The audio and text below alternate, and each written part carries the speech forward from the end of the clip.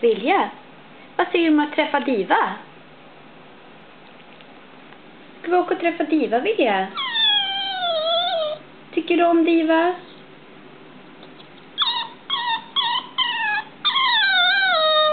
Tycker du om Diva jättemycket?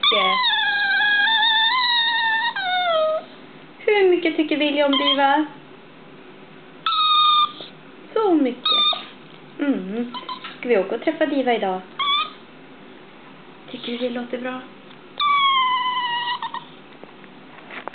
Om jag säger pang, vad gör du då? Pang. Bra. Nej, pang. Bra, Vilja. Varsågod.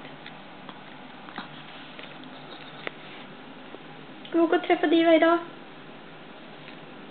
Ska vi åka och träffa Diva idag?